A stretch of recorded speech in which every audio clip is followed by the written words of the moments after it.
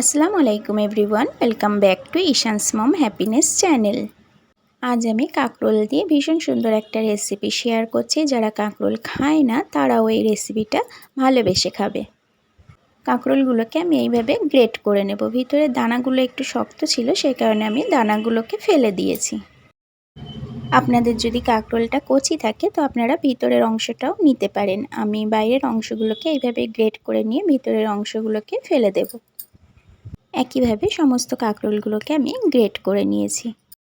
আমার হাজব্যান্ড আর ছেলে একদমই কাঁকরোল ভালোবাসে না, কিন্তু সেদিন এইভাবে কাঁকরোলের রেসিপিটা বানানোর পর দুজনেই ভীষণ ভালোবেসে খেয়েছিল। কড়াই গরম হয়ে গেলে আমি সরিষার তেল দিয়ে দিলাম। ফোড়নে দিচ্ছি কালো জিরা আর কয়েকটা রসুন কুচি। কয়েক সেকেন্ড নাড়াচাড়া করার পর আমি এখানে কয়েকটা চিংড়ি মাছ দিয়ে দিচ্ছি। আপনারা চিংড়ি মাছ দিতে না চাইলে শুধুমাত্র কালো জিরা আর রসুন কুচি ফোড়ন দিয়েও বানাতে পারেন। 1 থেকে 2 মিনিট চিংড়ি মাছটাকে এইভাবে ভাজা ভাজা করে নেব। তারপর গ্রেট করা কাঁকরোলগুলোকে এর মধ্যে আমি দিয়ে দেব। এটা গরম ভাত বা রুটির সঙ্গে ভীষণ ভালো লাগবে, তো আপনারা অবশ্যই একদিন বাড়িতে এইভাবে ট্রাই করে দেখতে পারেন। কাঁকরোলগুলো দিয়ে 1 থেকে 2 মিনিট আমি এইভাবে নাড়াচাড়া করে নেব।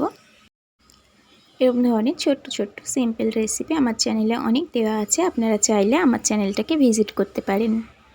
আমি এখানে একটু লবণ আর একটু হলুদ গুঁড়ো দেব, আর কোনো রকম মশলা আমি এখানে ইউজ করব না। ঢাকা দিয়ে 3 থেকে 4 মিনিট রাখলেই এটা খুব ভালোভাবে সিদ্ধ হয়ে যাবে। তো আমি ঢাকা দিয়ে দিলাম। 3 থেকে 4 মিনিট পর ঢাকাটা ওপেন করে আর একটু ভাজা ভাজা করে নিলেই রেডি চিংড়ি মাছ দিয়ে কাঁকরোল ভাজার রেসিপি। আজকের রেসিপি আপনাদের কাছে কেমন লাগলো অবশ্যই কমেন্টে জানাতে পারেন। আবারও দেখা হবে নতুন কোনো ভিডিওতে নতুন কোনো রেসিপির সাথে। আল্লাহ হাফেজ।